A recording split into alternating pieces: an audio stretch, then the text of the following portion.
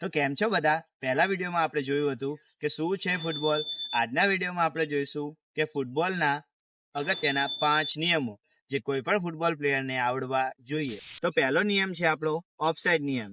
કોઈ ખેલાડી બોલ મળ્યાની પહેલા ડિફેન્ડરની આગળ તરફ ઊભો રહે અને એ પોઝિશનનો ફાયદો લેતો હોય તો એ નિયમને આપણે ઓફસાઇડ નિયમ કહીએ છીએ. બીજો નિયમ છે આપણો હેન્ડબોલ નિયમ.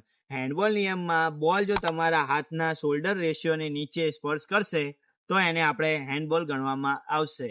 ગોલકીપર સિવાય કોઈ બી હાથ અડાડી શકશે નહીં. ત્રીજો નિયમ છે આપણો foul and free kick. Game દરમિયાન જો તમે જાણી જોઈને કોઈ બી ખેલાડીને ઈજા પહોંચાડવાના ઈરાદાથી મારશો, વાળ ખેંચશો, ટી શર્ટ ખેંચશો અથવા લાફો મારશો, બાજવાનું થઈ જાય તમારું, તો એ બધામાં તમને ફાઉલ ગણવામાં આવશે અને ફાઉલ દરમિયાન તમને ફ્રી કિક આપવામાં આવશે. ફ્રી કિકના 2 પ્રકાર હોય છે, એક ડાયરેક્ટ ફ્રી કિક, બીજી indirect free kick. Direct free કિકમાં તમને ડાયરેક્ટ જ ગોલ મારવાની સત્તા આપવામાં આવે છે અને ઇનડાયરેક્ટ ફ્રી કિકમાં પહેલા પાસ કરો અને પછી જ તમે ગોલ મારી શકશો. ચોથો નિયમ છે પેનલ્ટી કિક. પોતાના ટીમના ખેલાડીઓ સામેલી ટીમના ખેલાડીઓને પેનલ્ટી એરિયાની અંદર જો કોઈ ફાઉલ કરશે તો સામેલી ટીમને પેનલ્ટી આપવામાં આવશે અને બીજી રીતે જોવા જઈએ તો પેનલ્ટી એરિયાની અંદર જો પોતાની ટીમના ખેલાડીઓ હાથ અડાડશે તો પણ સામેલાને પેનલ્ટી આપવામાં આવશે. પાંચમો નિયમ છે કાર્ડ.